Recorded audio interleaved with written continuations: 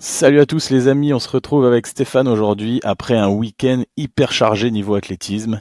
Il y a eu les championnats de France à venir, vous le saviez, à Saint-Étienne, on y était avec Stéphane. Il y a eu la Diamond League de Londres, je vous ai fait des débriefings en veux-tu en voilà ce week-end. Et là aujourd'hui on va parler de l'autre compétition du week-end, les championnats d'Europe U23 à Bergen. Et il y a eu des performances côté français, avec Stéphane on vous débriefe tout ça, alors installez-vous bien, vous êtes dans la chambre d'appel. On your marks.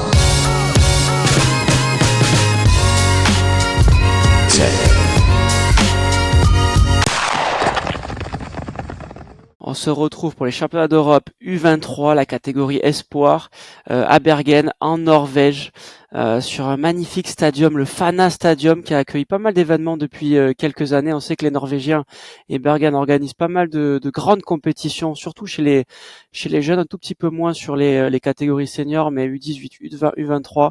Franchement, c'est des stades qui font absolument rêver. Et on a rêvé avec l'équipe de France, 71 athlètes qui avaient été sélectionnés par le DTN. C'était vraiment une super délégation, une délégation qui est importante, un peu comme ce qu'on a pu voir à Espoo en Finlande ou à Tallinn en Estonie, c'était en 2023 et 2021. Une très grosse délégation, 12 médailles pour l'équipe de France. Et ce qu'il faut retenir, une super ambiance du côté de l'équipe de France. À Bergen, le sélectionneur Pierre-Charles Perf était super content de ce qui s'est passé là-bas pour l'équipe de France. On va tout vous décrypter avec Alex juste avant pour vous dire que l'Allemagne a été clairement intouchable lors de ces championnats d'Europe U23 avec 26 médailles. C'était vraiment l'Allemagne qui fait rêver, franchement, au côté européen.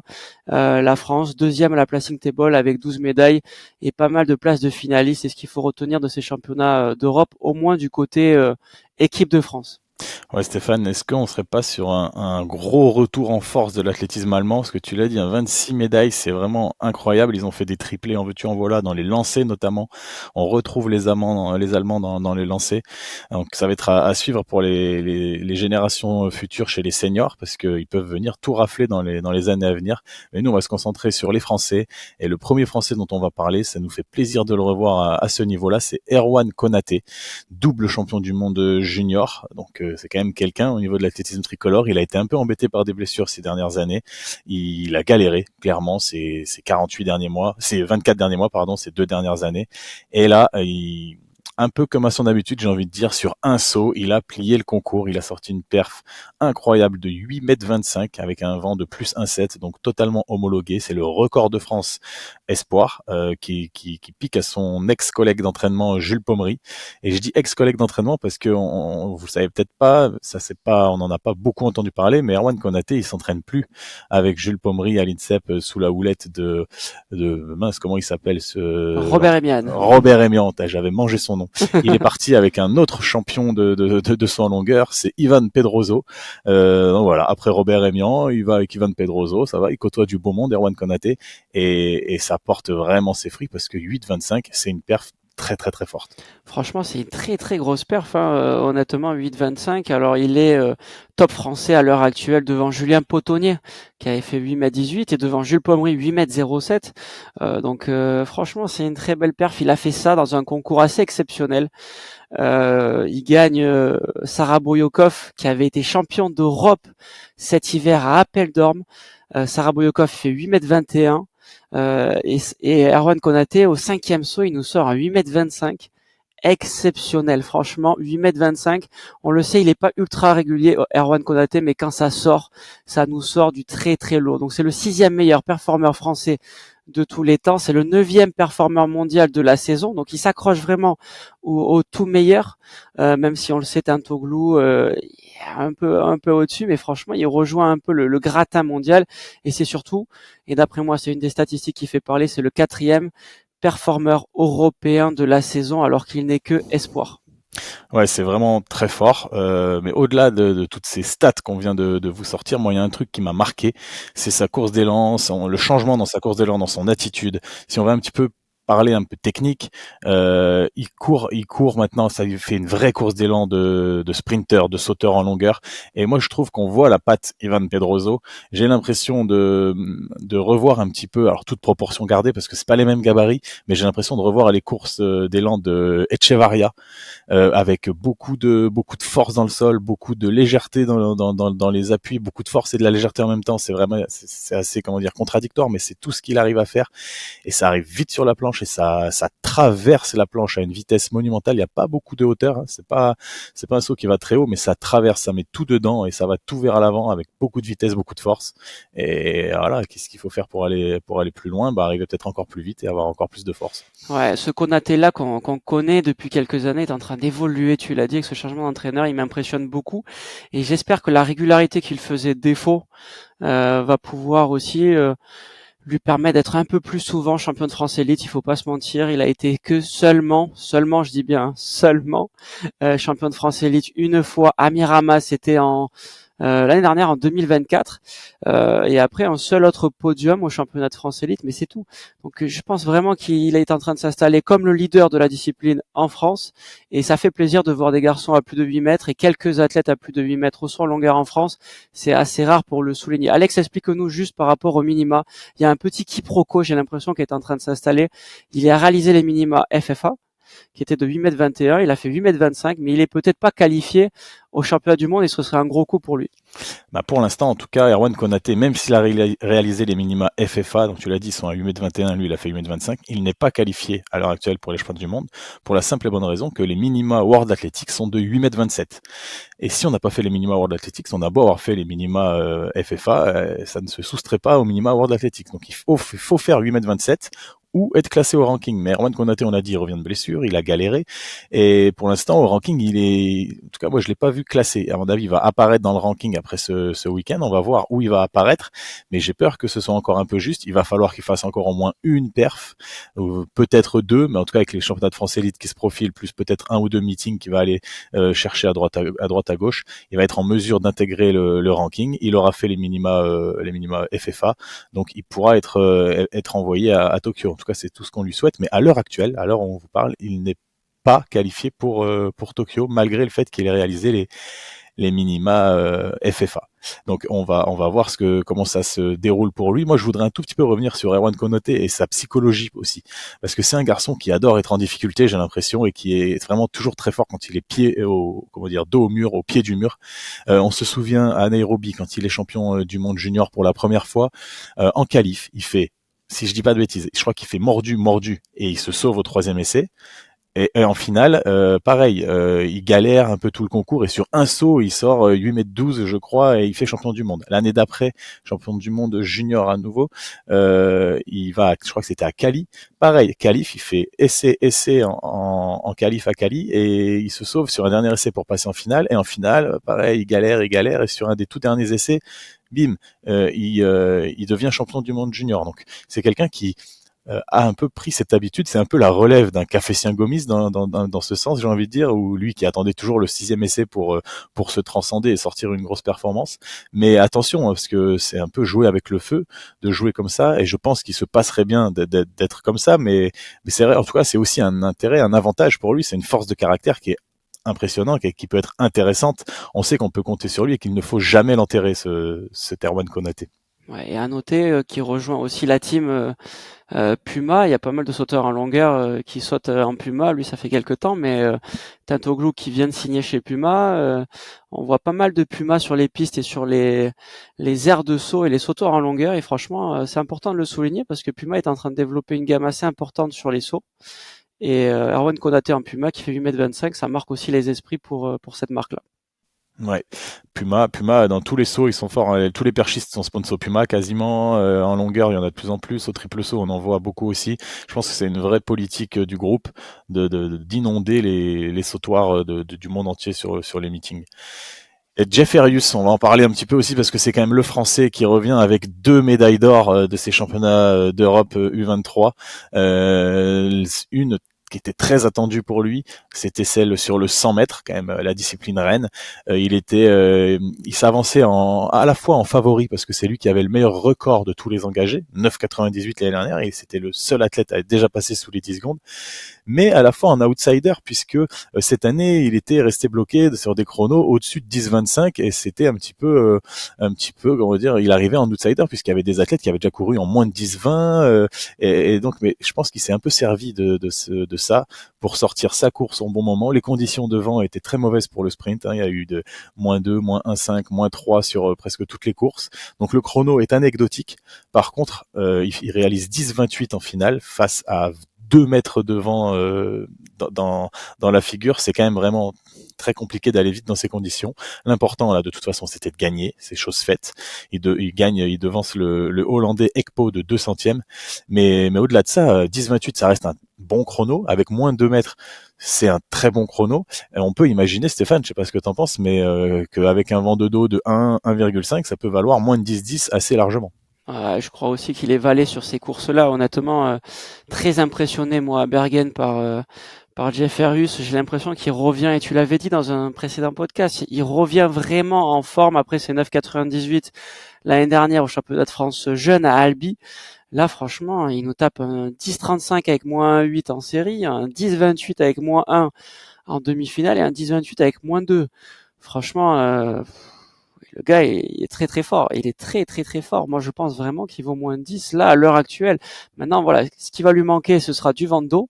Il va lui rester certainement 1 à 2 courses, enfin 1 à 2 compétitions avant les championnats du monde et espérer peut-être se qualifier à l'individuel. On sait que les minima sont de 9,96, 9,97, 96 il me semble. 96, ouais. 96, qui est compliqué quand on a un record à 9,98 réalisé dans des conditions exceptionnelles à Albi avec un vent de plus 1,8 ou plus 1,9, je sais plus exactement, mais voilà, j'espère voir un Français qualifié en individuel, 9,96, c'est possible. Je pense que c'est le seul, honnêtement, qui peut réaliser ça à l'heure actuelle et ce sera, j'espère, le cas au championnat de France Élite à Talence. Cette perf-là, elle vaut elle vaut moins de 10.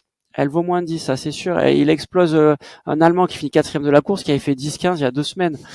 Franchement, Mais je pense qu'il y a une grande marge de progression. je pense que Jeff Herrius, il aura même pas besoin de faire 9,96 parce que les minima World Ouais, Athletics, ils sont à 10,00. Il faudra juste qu'il réalise 10,00 et la Fédé enverra Jeff Herrius, étant donné qu'il est jeune, il est espoir, que c'est un potentiel pour 2028. Donc il suffirait, entre guillemets, hein, faut toujours le faire, de faire 10,00 pour Jeff Herrius. Et après, Jeff Herrius, pour l'instant, cette année, il a pas eu de chance. Toutes les courses qu'il a faites, il a eu du vent de face. Pas que ce week-end en Norvège, à Bergen, hein. À Rabat, quand il avait fait la Diamond League, il avait du vent de face. Quand il a fait ses meetings à droite à gauche, il avait du vent de face. Donc pas de chance pour Jeff Herrius. Et en plus, moi j'ai le sentiment que c'est un athlète qui se transcende dans les grands moments. Là, on l'a vu, il était en mission après la demi-finale. Il a laissé rien paraître. Il était vraiment en mission pour aller gagner. C'était un championnat, il faut gagner. Pour les championnats de France élite, c'est pareil. Il va arriver, il va être en mission, il va devoir faire les minima à ce moment-là ou faire 10-0-0. Il va être capable de se focaliser, de se concentrer sur 2-3 moments dans l'année. Il faut pas lui demander, c'est pas un athlète à qui on va demander de briller toute l'année. Par contre, être là le jour J, pour moi, je trouve que c'est le plus important.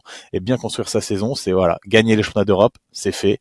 Gagner les élites avec un gros chrono pour potentiellement être qualifié en individuel sur les championnats du monde de Tokyo. On va voir ce que ça donne. Mais je pense que Jeff Herrius, c'est un gars sur qui il va falloir compter dans les années à venir.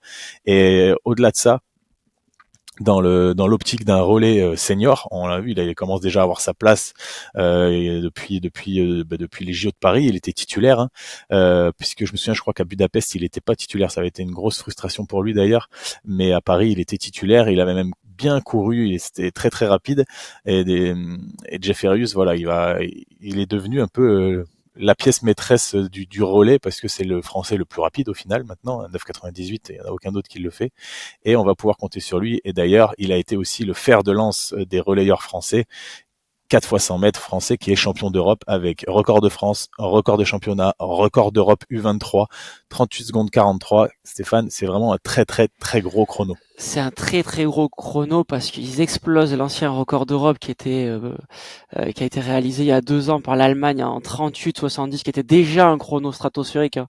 Honnêtement, 38,43, c'est une des meilleures performances françaises de tous les temps, toute catégorie. Donc là, on vous parle que d'espoirs qui ont une vingtaine d'années.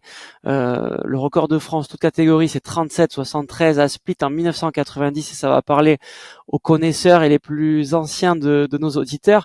C'était une perf qui était exceptionnelle. On parle quasiment allez, pas du même temps, mais on est à 6 dixièmes d'écart, 7 dixièmes d'écart. C'est très peu quand on sait que ces gamins-là, parce que ce sont vraiment des gamins, ils ont 20, 22 ans. Franchement, et on va parler de Jeff Ferrius, parce que Jeff Ferrius, on vient de vous le dire, il a réalisé 10-28 avec du vent de face, mais là il a réalisé 9-0-3 au 100 mètres. Alors là, ceux qui nous écoutent se disent c'est pas possible, il a battu Usain Bolt, sauf que là il est lancé, ça veut dire qu'il y a une prise d'élan, de manière à ce qu'il puisse gagner 15-20 mètres avant de bien se lancer. Il a fait 9-0-3, c'est un très très gros chrono, c'est le meilleur chrono des championnats d'Europe sur le 4 x 100 mètres. Il a été accompagné par 3 autres garçons qu'on va vous décrypter qui ont été aussi exceptionnels. Ce qu'il faut retenir, c'est 38-43, la très grosse perf du relais français, recordman d'Europe, U23, de ce relais, c'est dingue quand même. Ouais, ça franchement, on peut tirer un gros coup de chapeau à Richard Curzas qui était sur place et qui est le coordonnateur au niveau national des relais U23 et seniors. Hein, c'est lui qui gère les deux relais comme ça, masculins en tout cas. Et là, c'est vrai qu'il y avait 4 gars qui sont assez forts. Maxime Rebière qui lançait le relais en 10-61, c'est un bon chrono. C'est pas un truc de fou comme Jeff Ferrius, mais c'est un très bon chrono. Ensuite, il y avait Yoran Kabbalah qui enchaînait par une ligne droite en 9-44. Pareil, c'est pas la ligne droite de l'année, mais c'est dans la norme des espoirs. Et ensuite, par contre, on a fini par Mohamed Badru dans le virage 9,35, c'est le meilleur chrono des vireurs, des relayeurs en virage. 9,35, c'est vraiment très très très impressionnant en relais. Et Jeff Ferrius qui finit en 9,03. Pour information, hein, Usain Bolt, il courait en 8,70, en dessous de 8,70, c'est un chrono monstrueux. Il y a déjà quelques athlètes qui l'ont fait, mais voilà, moins de 8,70. Donc voilà, il se prend que 3 dixièmes entre guillemets par Bolt, alors que leur record il a 4 dixièmes d'écart. Donc Jeff Ferrius, très très très bon relayeur. Il a pris le témoin avec beaucoup de vitesse et il a conservé sa vitesse. C'était très très bien fait. Je les ai trouvés très très forts. C'est évidemment le record de France, le record des championnats, le record d'Europe, mais au-delà de ça, il se rapproche vraiment du record de France, toute catégorie dont je vous ai parlé. 37-73, c'est pas si loin que ça. Il reste un tout petit peu, mais franchement, il faut qu'ils se travaillent, quoi. Ces 4 gars, il faut les faire travailler, parce que peut-être que c'est la relève aussi du relais, toute catégorie, mais en tout cas très content d'avoir 3 relais, on va vous en parler, 3 relais qui ont fait briller l'équipe de France, et ça c'est vachement important. On passe à ce deuxième relais qui moi m'a marqué vraiment, parce qu'on l'attendait à peut-être un tout petit peu moins, et les performances qu'on va vous analyser sont assez dingues d'après moi. C'est le relais 4x400 mètres hommes U23 de l'équipe de France. Ils finissent deuxième derrière l'Espagne qui a tapé un très très gros chrono de 3 minutes 02. La France 3 minutes 02 et 60 centièmes. C'est un très très gros chrono. C'est pas le record de France, mais d'après nous, ça l'est. Parce qu'en fait, ce record de France, il date de 1969, réalisé à Athènes, en 69, et c'était un chrono qui était manuel. Un chrono manuel sur un 4x4, 3 minutes 02 et 3 dixièmes. Alors que là, les Français ont fait 3 minutes 02 et 60 centièmes. Franchement, je pense qu'on pourrait quand même rajouter une ligne sur le chrono électrique qu'ont fait les vice-champions d'Europe du 4x4, les Français, parce que c'était dingue. Ah là, ouais, c'est sûr que c'est encore une très très grosse performance côté français. C'est même surprenant de ne pas être champion d'Europe avec 3-0-2. Franchement, les premiers ont été vraiment très forts, les Espagnols. Et dans cette équipe, il y avait Félix Levasseur qui a fait quand même, qui était à son 4e 400 mètres en 4 jours, puisque lui, il avait fait les séries, la demi et la finale de l'individuel en courant à chaque fois sous les 46 secondes. Très très fort également Félix Levasseur, qui est vraiment un peu la révélation de cette année, qui avait été sélectionné cet hiver au 4x4 senior à Apeldoorn. Et là en finale, je pense qu'il était un peu commence à être un peu fatigué. Félix Levasseur, il a fait 46-2, ce qui reste très très bien pour lancer un relais, hein, mais je pense qu'il commençait à avoir les jambes qui piquent un peu.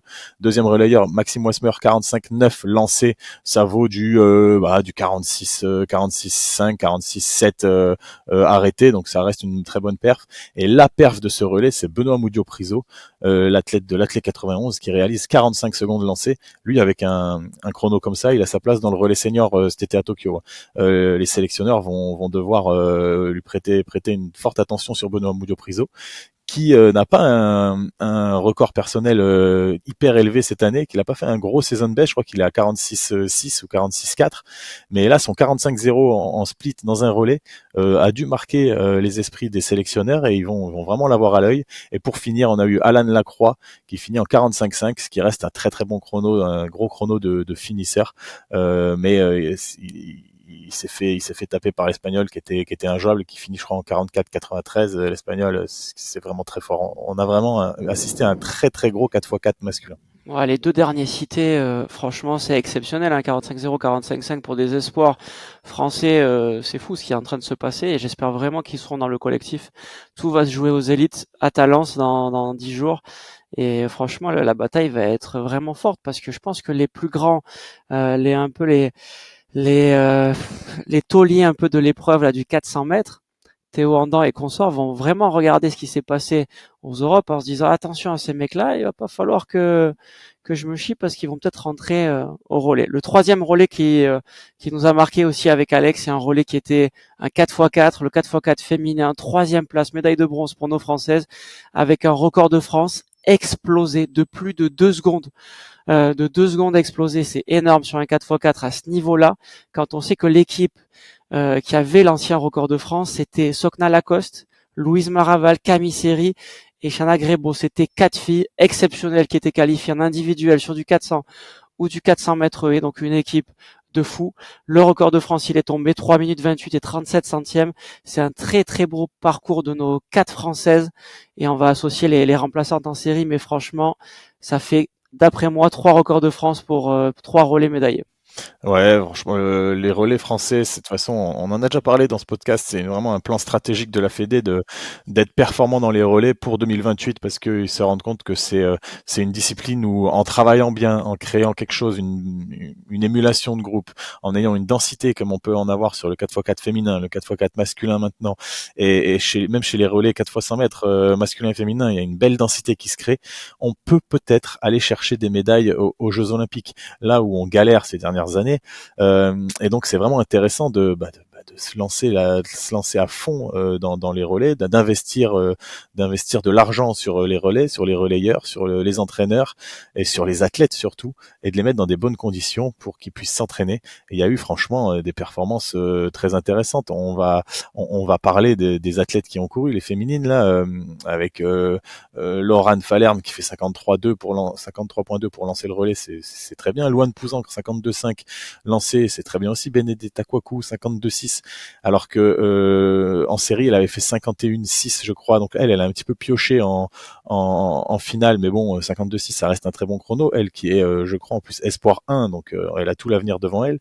Et Alex Deshaut qui finit en beauté 50,07, elle confirme un petit peu ce qu'on avait vu d'elle, je crois que c'était du côté des championnats du monde de relais en Chine au mois de mai, où elle avait déjà fait un parcours en relais avec le maillot de l'équipe de France en 50,00. Là, elle confirme, elle fait 50,07 alors qu'elle avait déjà elle aussi 3 courses dans les jambes.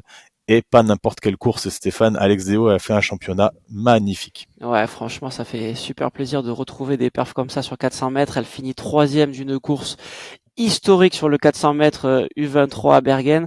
50-94, elle explose son record personnel. C'était 52-12 avant les championnats d'Europe. Franchement, les courses, elles ont été folles du début jusqu'à la fin de sa série, de sa demi et de sa finale.